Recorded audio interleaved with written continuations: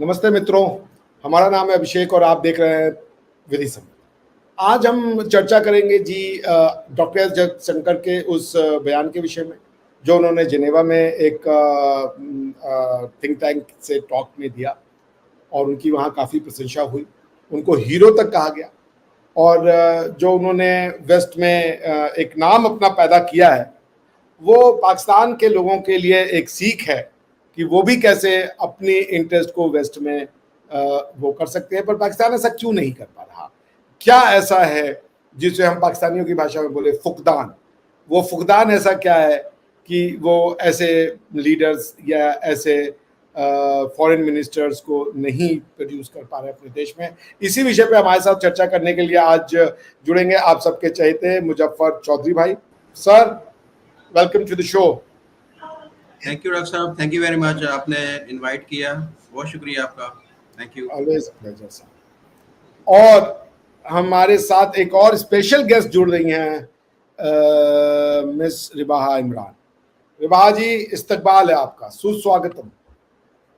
Thank you so much sir कि आपने मुझे इनवाइट किया और इस पॉडकास्ट में जुड़ने का मैं बहुत लकी फील कर रही हूँ। सौभाग्य से आप लोगों के साथ बैठने का मुझे मौका मिला, तो उसके लिए बेहद शुक्रिया कि आप जैसे टैलेंटेड लोग जो हैं वो मेरे उस्ताद हैं। सर, आप नजरें इधर-उधर क्यों घुमा रहे हैं? बोले ही जा रही हैं आप, थैंक यू करके चुप हो जाना था आपको। और जब मैं असली क्वेश्चन पूछूंगा तो उसमें एक सेंटेंस बोल के चुप हो जाएंगे। अभी यहाँ पे उस्ताद हैं और गुरु घंटाल हैं, सब बोल लीजिए आप। ओके सर, थैंक यू करके चुप हो जाना था आपको, बाकी बातें अब हम लोग आगे करेंगे। शुक्रिया, थैंक यू। तो सबसे पहले जी हाँ भैया, हो गया, थैंक यू। सबसे पहले हम बात करेंगे मुजफ्फर भाई की चैनल की रिस्टोरेशन के लिए। मुजफ्फर भाई, बहुत बहुत बधाई हो आपको। पहले बताइए क्या हुआ, कैसे हुआ? जी डॉक्टर साहब, आपको पता है कि काफ़ी प्लेटफॉर्म थे ऐसे कि जिनके ऊपर मैंने जो रिक्वेस्ट डाली हुई थी कि मेरा इससे हैक हो गया। उसमें ट्विटर के ऊपर जो यूट्यूब टीम है वहाँ पर मैंने रिक्वेस्ट डाली थी। उसके साथ साथ आपने जैसे बोला था कि लाइव चैट जो होती है इसके अंदर, वहाँ पर भी मैंने किया था। और उसके साथ साथ जो इसका पार्टनर प्रोग्राम होता है यूट्यूब का, तो वो भी उसके अंदर भी था। तो इस तरीके से फिर वो सारे के सारे मुझे मेल्स आ रही थी और मुझसे इंक्वायरी चल रही थी। तो रात तकरीबन 3 बजे के करीब मुझे एक मेल आई और मेल के अंदर मुझे 2 नए पासवर्ड दिए गए और नए पासवर्ड को मैंने अप्लाई किया और जो बाकी उन्होंने चीज़ें मुझसे मांगी और रिकवरी पासवर्ड और उसके बाद में रिकवरी ईमेल, अल्टरनेट ईमेल और इस तरह डिवाइसेस के बारे में, लोकेशन के बारे में, आईपी एड्रेस के बारे में और चैनल की जो आईडी, वो सारी उन्होंने जो रिक्वायरमेंट थी वो उन्होंने मुझसे मांगी। जब मैंने उनको दी तो फिर वो चैनल रिस्टोर हो गया। तो आप लोगों का बहुत शुक्रिया, आप लोगों ने मुझे हौसला दिया, हिम्मत दी। ख़ासतौर पर आप मुझे बार बार फ़ोन करके पूछते थे और तसल्ली भी देते थे। इसी तरह भारत के मुख्तलिफ शहरों से मुख्तलिफ जो मुझे मेल्स भी आई, मुझे फ़ोन भी आए, मैसेजेस भी आए, बहुत शुक्रिया। और पाकिस्तान में कुछ जो जर्नलिस्ट हैं उन्होंने मुझे खसूसी तौर पर रिबाहा हैं और निमरा ने ख़ास तौर पर मुझे मैसेज किए। अली रज़ा भाई हैं यहाँ पर, जो वो पाकिस्तानी वो चैनल हैं वो चलाते हैं। और दीगर भी पाकिस्तान के अंदर कुछ दोस्त हैं, वो भी मुझे इसमें उन्होंने बहुत सपोर्ट किया। इसमें जो एक पाकिस्तानी फैसलाबाद के ही हैं, ज़ुबैर वतनी, उन्होंने बार बार मुझे मैसेजेस और फ़ोन किए। बहुत लोगों ने सपोर्ट किया और इस तरीके से जो आप सबकी मोहब्बत और सपोर्ट की वजह से ये दोबारा से मुमकिन हो सका कि मैं चैनल मुझे वापस मिल गया। थैंक यू सर, आपका भी बहुत शुक्रिया मुजफ्फर भैया, आप हमारे साथ जुड़े रहेंगे। अब शुक्र है, हम तो बहुत टेंशन में आ गए थे, यकीन करें। वो नहीं, वो क्या कहावत है, टेंशन में आ गए थे हम लोग। और हम टेंशन में इतने गम पे थे कि अपने प्रोग्राम करने भी भूल गए। यकीन करें, हमारे चैनल पे जाके देखें, सारे पुराने प्रोग्राम लगाए हमने। फिलहाल हम टेंशन नहीं आ गए कि शो किसका है। हमने बुलाया है आपको। तो मुजफ्फर भाई, बहुत बहुत बधाई हो आपको। रिबाहा जी, कैसे देखती है मुजफ्फर भाई को, कैसे आप बधाई देंगी? इतना बड़ा वो देख हुआ है। तो ऐसे देख रही हूँ। ये पाकिस्तान में ऐसे देखा जाता है, दर्शकों सीख लीजिए।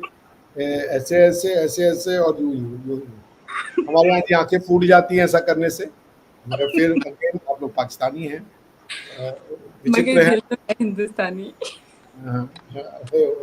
वेरी गुड जी। थोड़ी ਤੁਸੀਂ ਅਸੀਂ दिल जीत लेता।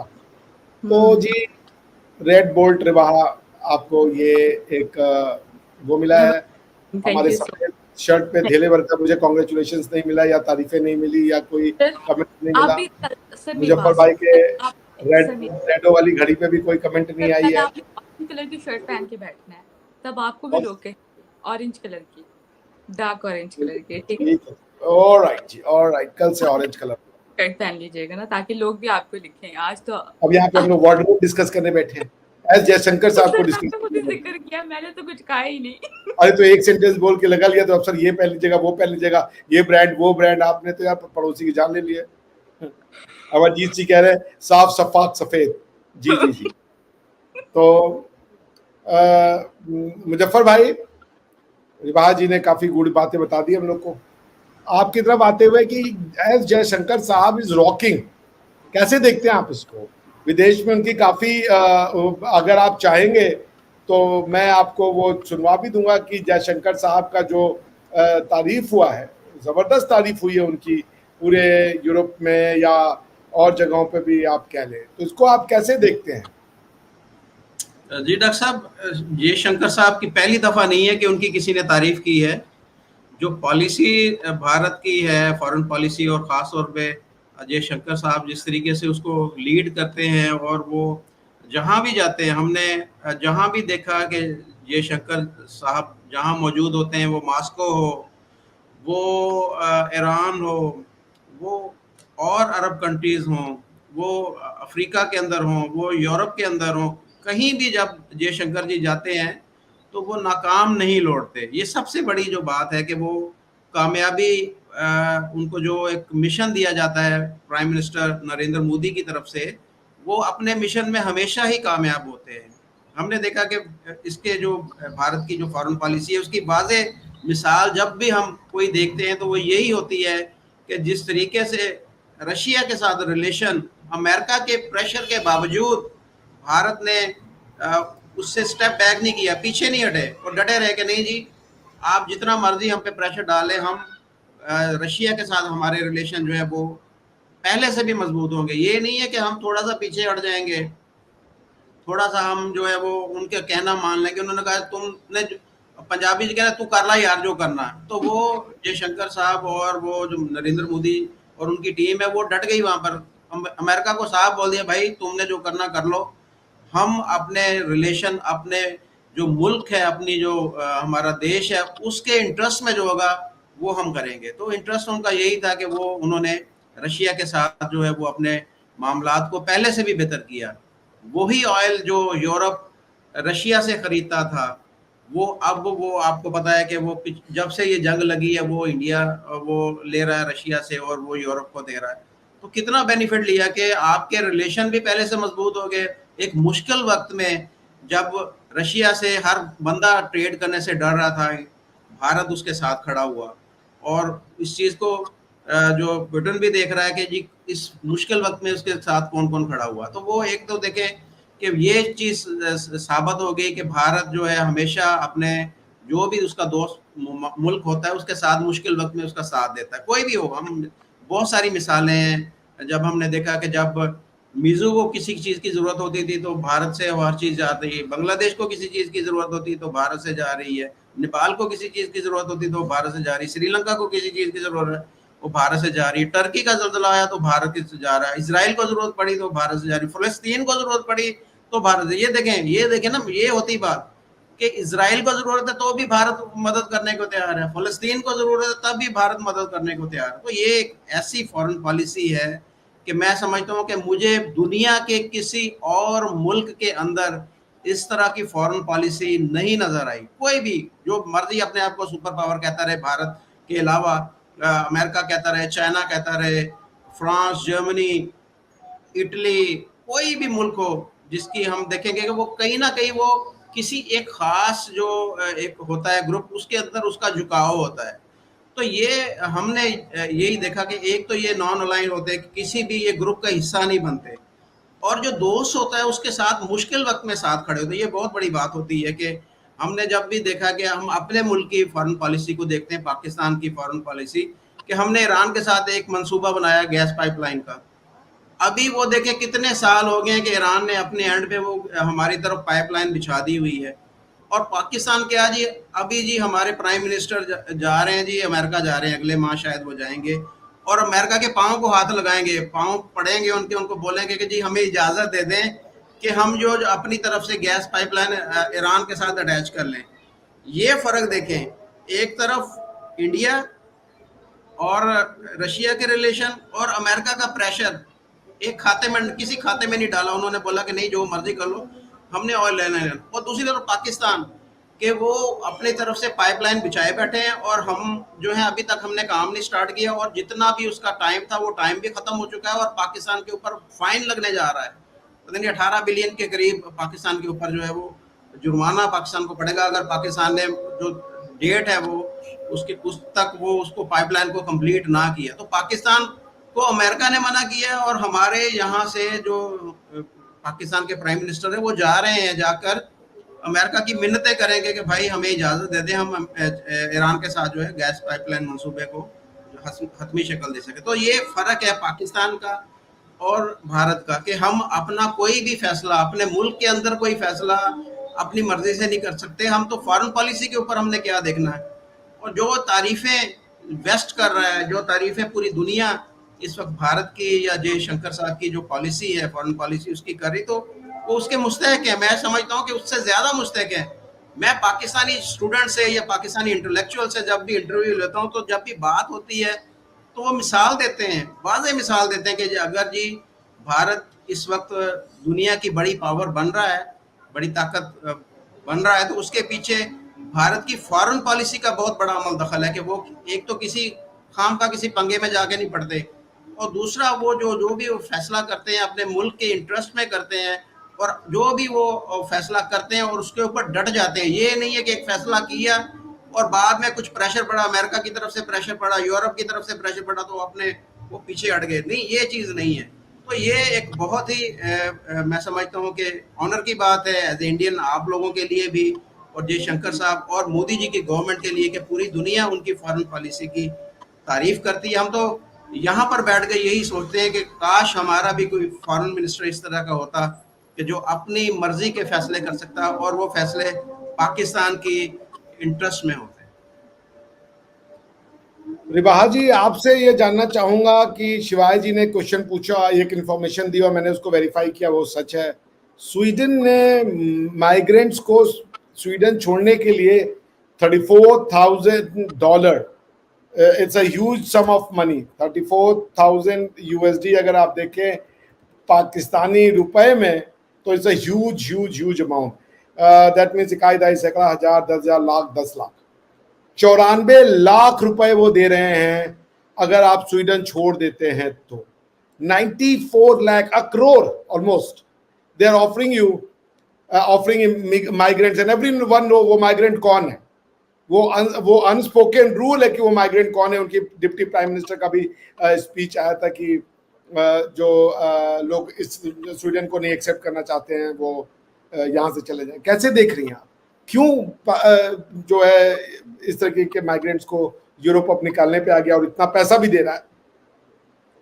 अच्छा, सबसे पहली बात, स्वीडन में अगर अभी इन्होंने कोई स्पेसिफाई ये नहीं कहा कि कोई पाकिस्तानी है या मुसलमान है। हम इनको देख लेते हैं कि अगर हम अपनी बात करें, अगर यहाँ पर बात करते हैं, पिछली जो हमने न्यूज़ देखी वहाँ के जो डिप्टी, उन्होंने भी कहा कि हमारे अगर आप नॉर्म्स और वैल्यूज़ को एक्सेप्ट नहीं कर सकते तो आप यहाँ से जा सकते हैं। तो ऑब्वियसली अगर हमारी कंट्री भी, हम भी कहते हैं कि हमारे आप नॉर्म वैल्यूज़ को या हमारे किसी भी चीज़ को या कल्चर को नुकसान पहुँचाएंगे, तो हम भी यही चाहेंगे कि आप लोग यहाँ से चले जाएँ तो ज़्यादा बेहतर होगा। और दूसरे नंबर पर थोड़ा-सा एक्सट्रीमिज़्म जो पाया जाता है, जो फॉरेनर यहाँ, यानी कि जो इमिग्रेंट्स यहाँ से या कहीं और से भी जाते हैं, थोड़ा सा एक्सट्रीमिज़्म दिखाते हैं वहाँ जाकर, या तबलीग करने की कोशिश करने लग जाते हैं। यहाँ पर वो बिल्कुल सही ज़िंदगी गुजार रहे थे, बाहर जाके उनको तबलीग करना याद आ जाता है, ये कुछ भी करना याद आ जाता है। तो इसको देखते हुए यानी कि वो ये चाहते हैं कि उनका जो इन्फ्लुएंस है वहाँ के जो रिहाइश या जो वहाँ पे लोग रहते हैं उन पर क्या पड़ रहा है, वहाँ की सोसाइटी पर क्या असर पड़ रहा है, उसको देखते हुए जो वहाँ के माइग्रेंट्स हैं, मेरे ख्याल से वो इसलिए उनको जो है वो वहाँ से निकाल रहे हैं। और बाकी अगर हम देखें सर, देखें हमें हमेशा प्रोग्रेस की तरफ जाना चाहिए, और इमिग्रेशन के मामला जो है ना वो बड़े मुझे ख़तरनाक लगते हैं, क्योंकि जो मेरे कोलीग्स हैं उनकी जो एक्सपीरियंसेस जब मैं देखती हूँ ना तो वो मुझे बड़ा दुख भी होता है। और बहुत सारे ऐसे पाकिस्तानी जो डंकी लगा कर भी बाहर जाना चाहते हैं, क्योंकि अभी जो पाकिस्तान के करंट सर्कमस्टांसेस है वो बहुत ज़्यादा ख़राब चल रहे हैं। और आपने देखा ही होगा कि मतलब कुछ अर्सा पहले की ही न्यूज़ है, ठीक है, कई मंथ्स पहले की न्यूज़ है, जिसमें कई पाकिस्तानी जो गाँव से बिलॉन्ग करते थे, जिनकी अभी नई-नई शादी हुई थी, वो बच्चे जिनको समझ नहीं आती, उनको सिर्फ़ ये लालच दिया जाता है कि आप हमें 30 से 35 लाख रुपए दें, हम आपको डंकी लगाकर बाहर भेजेंगे और बाहर जाकर आप इतने पैसे कमा सकते हो, उतने पैसे कमा सकते हैं। अनफॉर्चुनेटली वो रास्ते में ही ये एक बहुत खतरनाक काम है, अगर आप कोई इल्लीगल काम करते हैं तो उस पे तो सबसे पहले आपकी जान जाने का ही खतरा होता है ना। तो ये तो उनको अवेयरनेस नहीं होती, ठीक है, और वो पढ़े लिखे भी नहीं होते।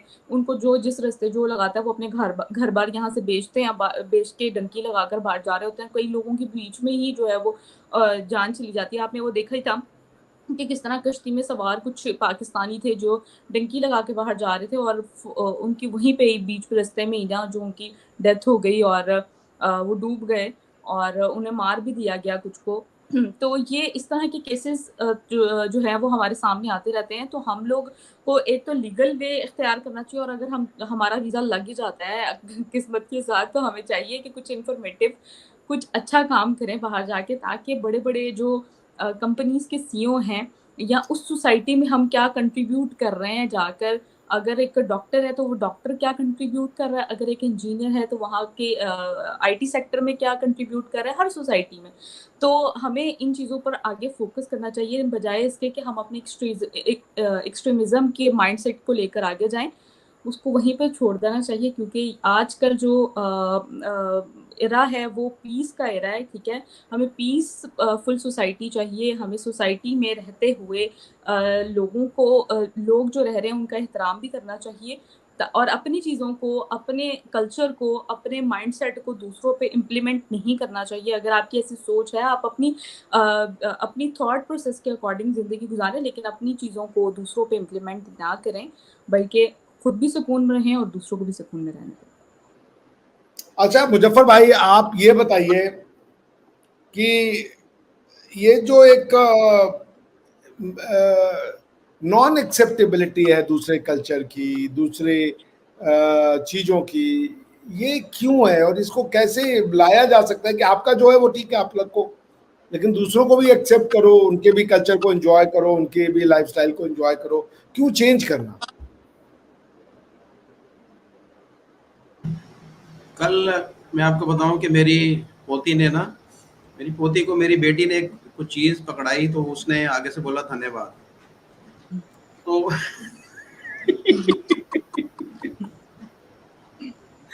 तो देखिए, लेकिन वो मेरे पूरे घर वाले चौंक गए कि ये क्या हुआ, ये इसने ऐसे क्यों आगे से बोला, क्योंकि वो मेरी बल्कि मिसेज ने बोला कि बेटा आपने ऐसे क्यों बोला, आपने थैंक यू क्यों नहीं बोला, आपने शुक्रिया क्यों नहीं बोला, आपने धन्यवाद क्यों बोला। तो मैंने भी समझाया, मैंने कहा अगर उसने हिंदी का वर्ड बोल दिया, अगर उसने ऐसे कुछ कह दिया तो इसमें कौन सी गलत बात की, या तो बोले ना कि ये वो खास वर्ड ऐसा है कि जिससे इस्लाम को खतरा है, मुसलमानों को खतरा है, या किसी और चीज को, तो ये एक इसी इलाके का वर्ड है, इसी इलाके का, एक इसी तहजीब का, इसी सिविलाइजेशन का एक वर्ड है। तो अगर उसने ऐसे बोल दिया है वो, तो इसमें कोई ऐसी बात नहीं। तो मैं ये आपको ये बताना चाहूंगा कि इस तरीके से अगर यही वर्ड किसी और के घर में, पाकिस्तानी के घर में ये ऐसे बोल दिया जाता तो पता नहीं क्या आ जाता, उस बेचारी बच्ची को मार पीट कर उसको अधमुआ कर दिया जाता। यहाँ पर तो ये इस तरह की चीजें नहीं बर्दाश्त ही नहीं होती कि हमारे घरों के अंदर कोई हिंदी का वर्ड यूज हो जाए, या जैसे कि हम आपस में जब मिलते हैं मैं नमस्कार करता हूँ, सत श्री अकाल बोलता हूँ, इस तरह ग्रीटिंग हम करते हैं, या मैंने जैसे पग पहन ली थी, तो उस चीज़ों से भी बहुत ज़्यादा क्रिटिसाइज़ मुझे किया गया, बहुत ज़्यादा किया जा रहा है बल्कि अभी भी, कि भाई आप ये क्यों इस तरीके से आप करते हैं आप। तो मैंने देखा ये कि ये नमस्ते का क्या मतलब है। ये ग्रीटिंग है कि मैं आपकी रिस्पेक्ट करता हूँ, या मैं ऐसे आपके आगे जो है वो कर रहा हूँ। इसी तरीके से सत श्री अकाल है, और ये एक ग्रीटिंग्स हैं। और लेकिन ये क्या है कि हमारे यहाँ पर पाकिस्तान के अंदर जो इस तरीके से बाकी चीज़ें हैं वो देखकर वो उस चीज़ को देखा जाता है, नहीं नहीं ये जो बंदा काम कर रहा है, ये देखें ये तो गलत काम कर रहा है, ये देखें ये इसकी वजह से जो है इस्लाम को नुकसान पहुंच रहा है, या ये पाकिस्तान के अंदर, या ये इस तरह की चीज़ों को नहीं होना चाहिए। तो लेकिन वो समझते नहीं हैं इनका मतलब क्या है, इनका कोई किसी भी रिलीजन से तल्लुक नहीं है, ना इसका हिंदुइज्म से तल्लुक है, ना इसका किसी और चीज़ से तल्लुक है। लेकिन वो एक खास माइंडसेट के जो लोग हैं, लेकिन वो उनको आदत है कि वो एक तो किसी और चीज़ को वो देखना नहीं चाहते, ना सुनना चाहते हैं। अगर वो करता भी है, कोई इस तरह की बात करता भी है, तो उसको वो क्रिटिसाइज़ करते हैं। बहुत सारे ऐसे वाक़यात हैं।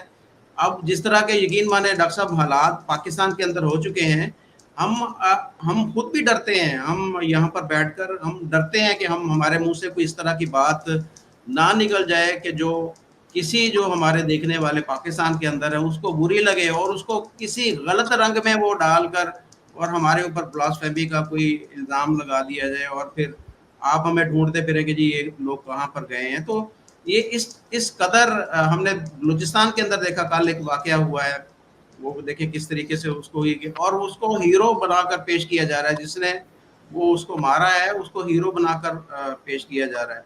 देखिए अगर किसी ने कोई गलत काम किया है तो उसको कानून पाकिस्तान के अंदर मौजूद है, आप कानून को जो है वो उसको कानून के कटहरे में लेके आए, वो उसको पुलिस ने गिरफ्तार भी कर लिया, सारा कुछ हो गया। लेकिन यहाँ पर ये चीज़ें नहीं है, एक तो कानून रूल ऑफ लॉ नहीं है, और दूसरा बोलने की आज़ादी नहीं है, और हम अपनी मर्जी से कुछ कह भी नहीं सकते। तो ये सारी एक मसले मसाइल हैं पाकिस्तान के अंदर, उसको हम फेस कर रहे हैं, और लेकिन डर डर के जी रहे हैं, और घुट घुट के जो है वो सारी बातें करते हैं कि किसी को हमारी बातों का जो है वो दुख ना पहुंच जाए। अच्छा, ये बड़ी अजीब सी बात है मुजफ्फर भाई कि कोई उर्दू बोल रहा है, वो बोल रहा है कि हिंदी मत बोलो। यार मतलब मेंटली डिरेंज्ड होंगे। व्याकरण संस्कृत है, ये अरबी का व्याकरण है या तुर्की का व्याकरण है या किसका व्याकरण है जिसपे आप हिंदी बोलते हैं कि मैं जा रहा हूँ, तुम खा रही हो, तुम क्या है, वो अरबी वर्ड है, मैं क्या हिंदी वर्ड, अरे वो अरबी फारसी है। क्या ये है भाई? अरबी में आप ही बताइए, मैं को क्या कहते हैं अरबी में, अना या तुमको क्या कहते हैं? अंता।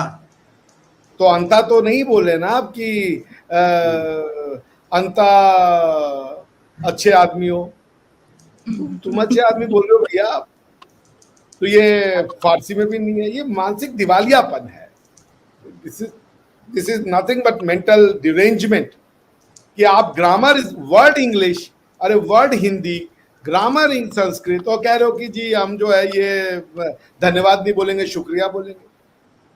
अरे भाई अरबिक तो एक काफिर लैंग्वेज है, इस्लाम से पहले की है वो लैंग्वेज। उसी तरीके से फारसी एक काफिर लैंग्वेज है, इस्लाम से पहले की है वो लैंग्वेज। तुर्की एक काफिर लैंग्वेज है, इस्लाम से पहले की है लैंग्वेज। तो सारे तुर्क तो मुसलमान नहीं है, बहुत से तुर्क तो बुद्धिस्ट है। सारे अरब भी मुसलमान नहीं है, to the best of my knowledge. बहुत से अरब जो है वो क्रिश्चियन है और यहूदी है। ये मानसिक, हु आर दीज पीपल जो मेंटली डिरेंज्ड है और अंडरस्टैंडिंग कैपेसिटी जीरो है, जो कहने धन्यवाद जी हिंदू वर्ड है और शुक्रिया उर्दू वर्ड है, लेकिन बोलो उर्दू में। कोई उर्दू बोलने वाला माई का लाल हिंदी को कैसे रिजेक्ट कर सकता है जब आप और हम एक ही ग्रामर का यूज कर रहे हैं? और ये ग्रामर तो अरबी नहीं है, और ये ग्रामर तुर्की भी नहीं है, ये ग्रामर संस्कृत की है साला। अस्तगफिरुल्लाह है। मैं पाकिस्तान सरप्राइजेस मी। अच्छा, मैं एक बात यहाँ पर कहना चाहता हूँ, खास तौर पर पाकिस्तानी मेरे भाई अगर कोई देख रहे हैं या मुसलमान देख रहे हैं, मेरी बात का गलत मतलब ना लें। कोई ऐसी बात नहीं है कि मैं किसी चीज़ को कर रहा हूँ। आज जुमे का खुतबा मैं सुन रहा था, जुमा था, जुमा नमाज पढ़ने गया मस्जिद में, तो खुतबा अरबी के अंदर था। मुझे किसी एक लफ्ज़ की समझ नहीं आई कि वो जो इमाम साहब हैं वो क्या कह रहे हैं। यानी हमारे लिए खुतबा सुनना फ़र्ज़ है, यानी जो भी नमाज़ पढ़ने जाता है उसके लिए फ़र्ज़ है कि वो खुतबा सुने। लेकिन बात तो ये है ना कि समझ भी तो आनी चाहिए कि वो क्या कह के आ रहे हैं, हमें क्या बता के आ रहे हैं। वो जितनी बात भी उन्होंने की है वो मेरे सर के ऊपर से गुज़र गई है। तो मैं ये चाहता हूँ कि हमारी जो मसाजिद हैं पाकिस्तान के अंदर, उनको भी इस चीज़ पे काम करना चाहिए कि जो लोग आपके पास आ रहे हैं, नमाज़ पढ़ने आ रहे हैं, उनको बताएँ तो सही कि वो भाई ये जो जुमे का खुतबा है वो अगर वो सुनना लाजमी है तो उसके मतलब का भी तो पता होना चाहिए ना कि ये क्या कह रहे हैं, ये बता क्या रहे हैं हमें। तो ये चीज़ें हैं ऐसी कि वो उनको बेहतर बनाने की ज़रूरत है। लेकिन यहाँ पर बोलेगा कौन, बात कौन करेगा इस पे? अगर वो करेगा तो उसको बोलेंगे कि यार ये तो गलत बातें कर रहा है या ऐसी चीज़ें। तो बहुत सारी ऐसी बातें हैं कि जो अभी उनको ओपनली हम यहाँ पर डिस्कस नहीं कर सकते। बहरहाल जी जी, ओपनली बिल्कुल। रिबा जी, अब आप ये बताइए कि ये जो ऐसा क्या करे पाकिस्तान की चीजें बेहतर हो जाए? सबसे पहले तो अपने एजुकेशन निज़ाम को बेहतर करें, अपनी पॉलिसीज़ पे गौर व फ़िक्र करें, ठीक है? और अपने मुल्क को बेहतर बनाने के लिए जो खर्चे, जो बजट बनाए जा रहे हैं, उस पे गौर करें कि कहाँ पर मिस्टेक हो रही है, उसको बेहतर करें। गरीब आदमी के जो तालीम है, यानी कि गरीब और अमीर के लिए एक जैसी होनी चाहिए, और ये नहीं कि अमीर माँ-बाप के बच्चे जो हैं वो अच्छे स्कूलों में पढ़ें, उनको एजुकेशन निज़ाम जो है वो बहुत अच्छा दिया जा रहा है। जबकि गरीब बंदे के जो बच्चे हैं वो गरीब स्कूलों में पढ़ रहे हैं, और उनके जो एजुकेशन का जो निज़ाम है वो बहुत नाक़िस है। ऐसा नहीं होना चाहिए, बल्कि गरीब और अमीर दोनों के लिए एजुकेशन निज़ाम को एक रखा जाए यहाँ पर, और ताकि गरीब का बच्चा भी पढ़ सके और अमीर का बच्चा भी वही एजुकेशन हासिल कर सके जो एक गरीब का बच्चा है। और देखें, डिस्क्रिमिनेशन हर सोसाइटी में होती है। हमें डिस्क्रिमिनेशन को दूर करते हुए, अमीर-गरीब का और ये कॉन्सेप्ट को ख़त्म करते हुए, चीज़ों को बैलेंस वे में रखते हुए सोसाइटी को आगे लेकर जाना चाहिए। इनोवेशन के जो मौके फ़राहम किए जाएँ, किसी गरीब के लिए, किसी अमीर के लिए, या किसी दूसरी कम्युनिटी के लिए, मतलब माइनॉरिटीज़ के लिए, सबके लिए एक जैसे मौके हों। सबको एक जैसे मौके देने के साथ-साथ सबको एक जैसे सीट्स दी जाएँ। वो कहते हैं कि कोटा सिस्टम होता है माइनॉरिटीज़ के लिए, इस तरह माइनॉरिटी को ये राइट्स देंगे, और उन कोटा सिस्टम में भी जो है बड़े घपले होते हैं। तो उन चीज़ों पे भी चेक एंड बैलेंस रखा जाए। क्या है कि जो लॉ पास होता है, वो क्या उनको मिल भी रहा है, ठीक है? लॉज़ तो कभी मतलब अक्सर पास हो जाते हैं, लेकिन उस पे इम्प्लीमेंट कितना होता है, ये तो वक़्त के साथ-साथ पता चलता है। और जब 10 साल बाद उस एक पॉलिसी की अगर हम पिछला 10 साल देखते हैं, उसका एक्सपीरियंस देखते हैं, तो 10 साल के बाद हम उसका एनालिसिस कर सकते हैं कि आया कि ये लॉ इम्प्लीमेंट 10 साल पहले हुआ था, और कितने लोग जो है इससे फ़ायदा उठा सके हैं, और कितनी इम्प्लीमेंटेशन हो सकी है। तो हमें हर ईयरली उस पर चेक एंड बैलेंस रखना चाहिए कि ये लॉ जिनके लिए बनाया जा रहा है, उनको ये हकूक़ उनके मिल भी रहे हैं या नहीं मिल रहे।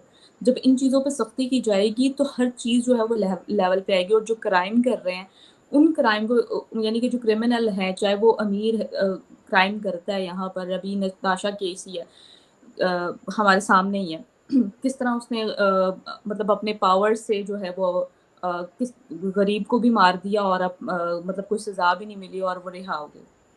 तो बात करने का मकसद ये है कि उसके लिए भी हमें चाहिए कि इस तरह के लॉज़ जो है वो इम्प्लीमेंट करने चाहिए, ताकि जो एक क्रिमिनल है उसको सज़ा दी जाए। ऐसी सज़ा दी जाए कि कोई भी शख़्स यहाँ पर क्राइम करने से पहले हज़ार बार सोचे कि अगर यार मैं क्राइम करूँगा तो इसकी सज़ा मुझे भी मिलेगी। ये नहीं कि अगर मैं पावर में हूँ तो मैं बच जाऊँगा। बल्कि उसको भी उतना ही सज़ा मिलेगी जो उसने क्राइम किया होगा। अगर उसने अच्छे काम किए तो उसको अच्छा रिवॉर्ड मिलेगा, अगर उसने बुरे काम किए तो उसको बुरा रिवॉर्ड मिलेगा। तो हमें इन चीज़ों पे चेक एंड बैलेंस रखना चाहिए, जो कि हमारी सोसाइटी में चीज़ें अभी जो कह सकते हैं कि इकोनॉमी की जो अनस्टेबिलिटी जा रही है, जिस वज़ह से चीज़ें बहुत ख़राब होती जा रही हैं। फ़ोकस कहीं और जाता जा रहा है, आईएमएफ के लॉन्स की तरफ हमारा फ़ोकस है, ताकि हम अपनी जो एक दम निकलती हुई इकोनॉमी है उसको बेहतर कर सकें। बहुत सारी चीज़ें हैं, बहुत सारे फैक्टर्स हैं, लेकिन सबसे मेन वजह जो है हमारे तालीमी निज़ाम है, जिसे हमें डिस्क्रिमिनेशन के बगैर हमारी सोसाइटी में हर बच्चे को इक्वली राइट्स देने चाहिए, चाहे वो जिस मर्ज़ी कम्युनिटी से बिलॉन्ग करता है। तभी जो है आने वाले 20 सालों में हम देखेंगे कि हमारा पाकिस्तान जो है वो किस तरह ग्रो कर रहा है। अगर आज से काम शुरू करें। जी, जी, जी, बहुत अच्छा आपने बताया ये। और एक लास्ट क्वेश्चन दोनों लेते-लेते, ये बांग्लादेश में जिन्ना को सेलिब्रेट कर रहे हैं, उनकी डेथ एनिवर्सरी को मनाया जा रहा है, और मुजीबुर रहमान जिसने पाकिस्तान बांग्लादेश को बनाया उसको वो डिसोन कर रहे हैं, उसकी मूर्तियां तोड़ रहे हैं। मुजफ्फर भाई, ऐसे तो नहीं अब आप यूनाइट होने वाले हो, कैसे देख रहे हैं इनको? नहीं, ये काम नहीं हो सकता। आपको पता है कि अगर कुछ लोग वहाँ पर इस चीज़ के हामी हैं, जमात इस्लामी, और कुछ लोग हैं जो चाहते हैं कि ये जिनकी हमदर्दियाँ पाकिस्तान के साथ हैं, लेकिन मोस्टली लोग वही है कि जो मुजीबुर रहमान के चाहने वाले भी बहुत सारे हैं वहाँ पर। तो ये तो पाकिस्तान के अंदर भी इस तरह के काम होते हैं कि जब पीपल्स पार्टी की हुकूमत आती है तो वो भुट्टो को हीरो बना देते हैं। जब नवाज शरीफ की हुकूमत आई थी तो उस वक्त जो डिक्टेटर जनरल ज़ियाउल हक थे उसकी बरसी बड़ी शान शौकत से मनाई जाती थी। तो ये काम हर जो इस तरह का मुल्क है उसके अंदर चलते रहते हैं। जिसके ख्यालात जिस तरह के होते हैं वो जब उनकी गवर्नमेंट आती है तो उस तरह के लोगों को फिर वो हीरो बना के पेश किया जाता है। ये वक्ती तौर पर है ऐसे।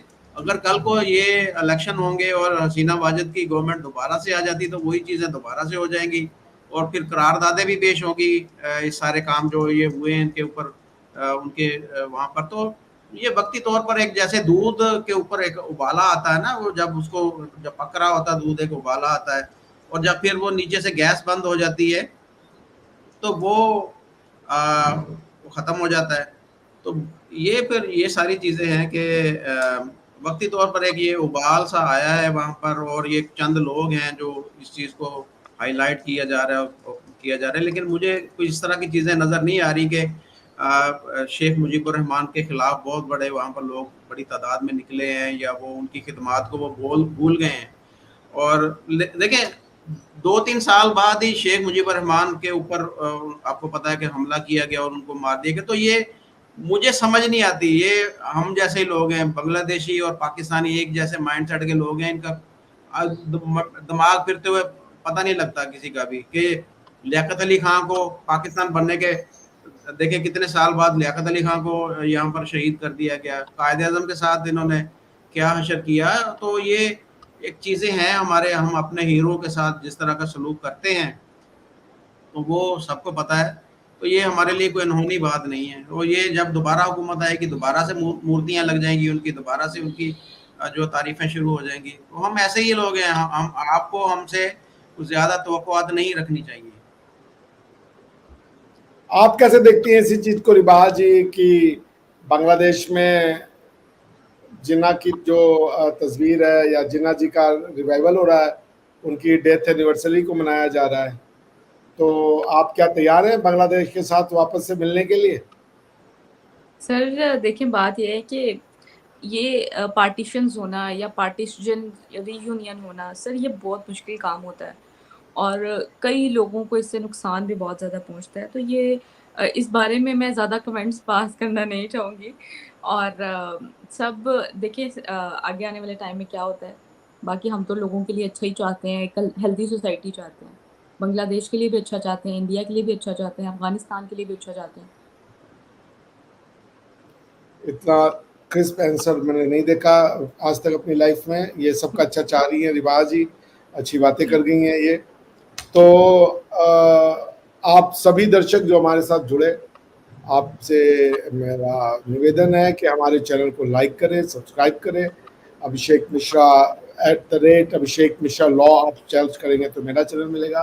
परफेक्ट रिएक्शन के नाम से परफेक्ट यूट्यूबर के फॉर्म में मुजफ्फर चौधरी जी का आपको चैनल मिल जाएगा। इनको भी लाइक करें, सब्सक्राइब करें। इनका चैनल नया हुआ है, इनको जल्दी से 1 लाख मतलब आज इनका रिकवर हो गया तो 1 लाख इनको जल्दी से पहुंचाएं और वो जो सिल्वर बटन है इनके पास पहुंचे। मुझे तो लगता है सिल्वर बटन ज़िंदगी के आखिरी दिन में मिलेगा, क्योंकि मैं 17,000 पे जाके वापस 1,000 पे आ गया हूँ। तो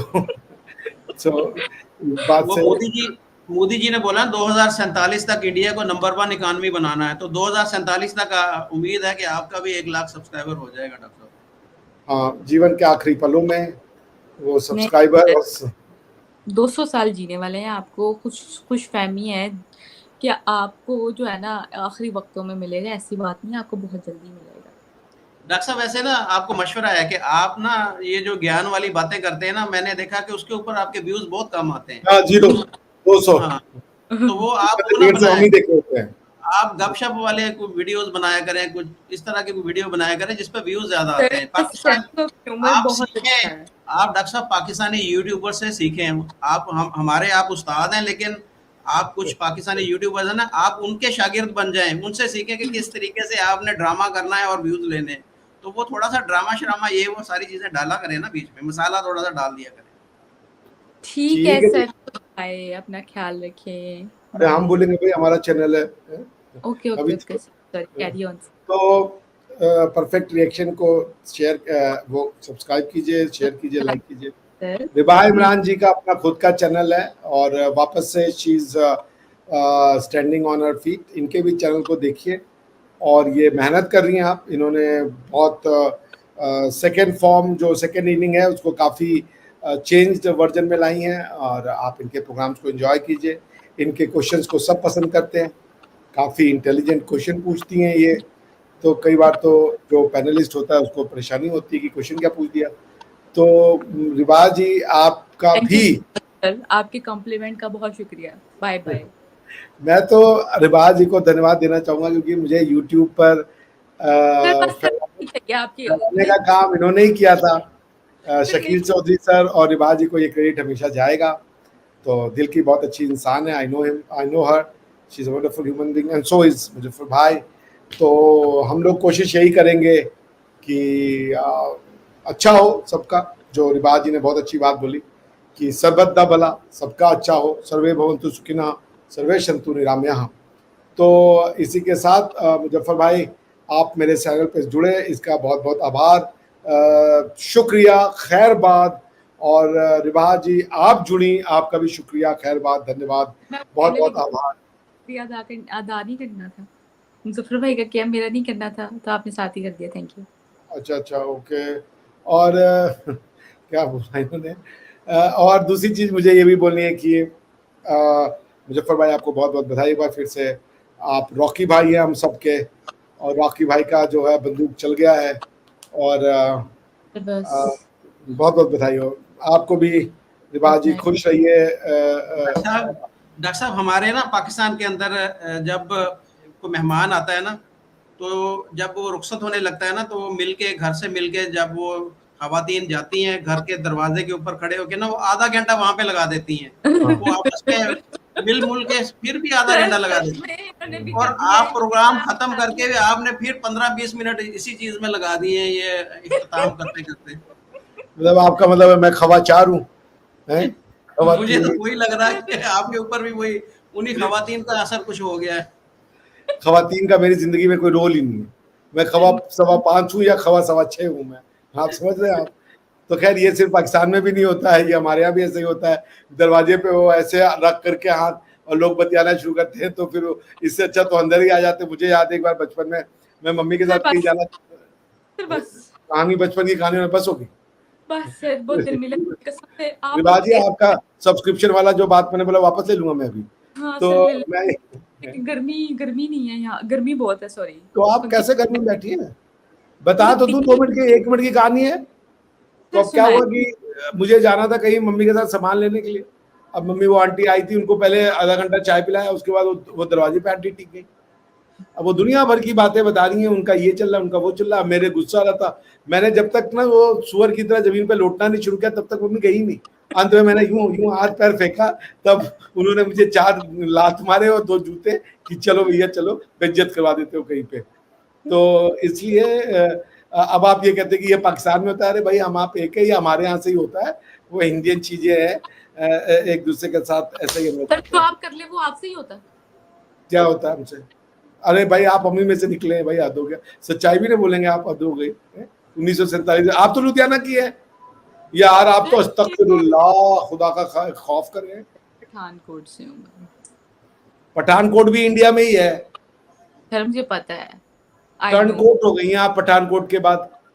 मैं नहीं तो हूँ, मेरे आजाद थे, फिर इसके बाद मैं यहाँ पे पैदा तो हुई। अब वाह आजाद से नाड़ी काट लिया आपने, हैं?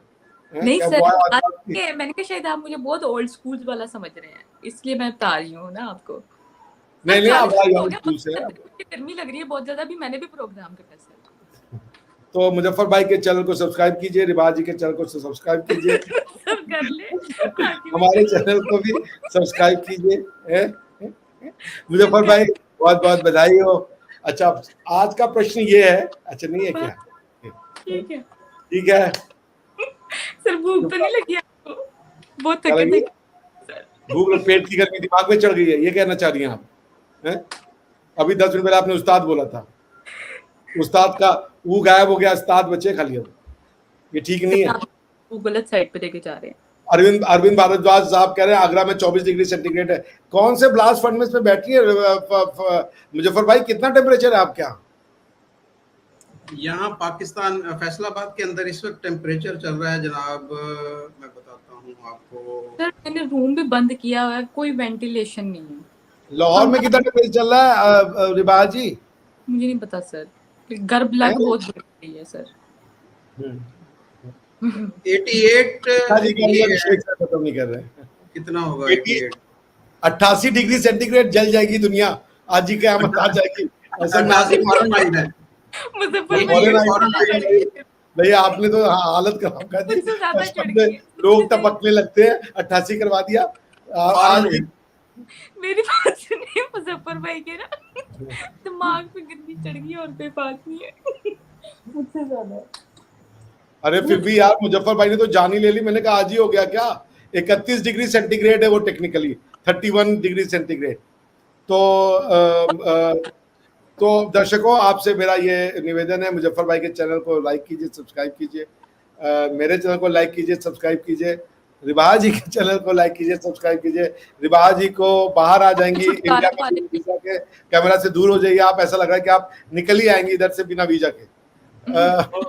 ओके, मुजफ्फर भाई ने हाथ जोड़ लिया है कि आप माफ कर दीजिए, तो ठीक है मुजफ्फर भाई। उत्तराखंड में हमने कंबल लेना चाहिए। 1 मिनट, बहुत जबरदस्त इंफॉर्मेशन आई है, ये ब्रेकिंग न्यूज है। जो आप बता रहे थे ना कि वो नाटक शुरू करना है, वो चुका। ये देखिए ब्रेकिंग न्यूज आ गई, उत्तराखंड में कंबल लेना शुरू कर दिया आज से। उत्तराखंड में कंबल ले रहे हैं, लाहौर में 31 डिग्री आग लगी है। टीवी वाले सही करते हैं यार, ब्रेकिंग न्यूज, ब्रेकिंग न्यूज, ये न्यूज ही ब्रेक कर देते हैं यार, हद हो गई। वाह भाई, लेकिन आपने जो न्यूज दी थी वो ब्रेकिंग न्यूज वाली कम लग रही थी, वो एंटीना खराब वाली ज्यादा आवाज आ रही थी कि टीवी का एंटीना नहीं आता, उस टाइप का लगा था। बात बताएं, जब आपके घर में सर, जब आपके घर में कोई रैट आ जाता है तो उससे आप कैसे छुटकारा पाते हैं? नहीं, छुटकारा नहीं पाते, साथ में रहते हैं। क्या छुटकारा लेना चाहिए? सीरियसली आप चूहों के साथ रहते हैं सर? हाँ, चूहा इंसान नहीं है सर। हमारे चूहा घर इंसान नहीं है। सर बात सुने। अरे सुनिए, चूहा इंसान नहीं है, नहीं है वो जानवर है। तो जानवर में जान है ना, कैसी बातें कर रही है? नहीं सर, आपको पता है हमारे घर चूहे भी आ रहे हैं, न्योले भी आ रहे हैं, हर मुझे लगता है कुछ देर तक सांप भी आने शुरू हो जाएंगे। हाँ तो ठीक है ना, तो बुराई क्या है? ऊपर नीचे आपका घर चिड़ियाघर हो जाएगा, ऊपर अजायब घर है, बहुत बढ़िया है। नहीं सर, नीचे चिड़ियाघर बना हुआ है, यकीन करें। अच्छा देखिए नाम कितना, चिड़ियाघर में चिड़िया ही नहीं आ रही है। नहीं नहीं सर, हमारे घर कबूतर भी हैं, चिड़िया भी आती हैं, रोज आती शिवे जी का मैसेज पढ़े आप। मुजफ्फर भाई आपके फैमिली वाली खवातीन ही हैं अभिषेक दादा, हदी हो गई यार शिवाय जी। अच्छा ये देखिए फॉर्मूला भी आ गया अवनीश साहब का, F-57 इज इक्वल टू, यानी कि 88 में से 57 घटा दीजिए तो आपको सेंटीग्रेड मिल जाएगा। चले सर, बस मुजफ्फर भाई मैं आपको नहीं, अब मुझे भी कर लेने दे प्रोग्राम, सारे प्रोग्राम आप नहीं करने हैं सर, बता दें फिर हम पूरी रात ही बैठे रहते हैं। ठीक है फिर चलिए, आपने कहा बता देते, मैंने बताया ठीक है, पूरी रात ही बैठे रहते हैं। रिवाज जी अचानक से नाराज होकर चली गई। नहीं नहीं, मैं कहीं नहीं गई सर, मैं कह रही हूँ चूहे डिस्कस कर लेते, लेकिन आप नाराज ना हो। अच्छा, तो बांग्लादेश में हिंदू जिनोसाइड पे बोलूंगा जी मैं, जब मेरा चैनल आएगा उस पर बोलूंगा इन लोग को जिंदा रहने दीजिए, वरना परसों इन्हीं का जिनोसाइड हो जाएगा। तो मुजफ्फर भाई और रिबाज जी बहुत बहुत धन्यवाद, आपने हमारे चैनल के लिए समय निकाला, और मुजफ्फर भाई आपको बधाई हो। लग नहीं रहा कि आप मेरा बधाई लेना चाह रहे हैं आप, तो इसलिए बहुत बहुत इन सब के चैनल को सब्सक्राइब कर लीजिए भाइयों जल्दी से। और शुभ रात्रि। Good night.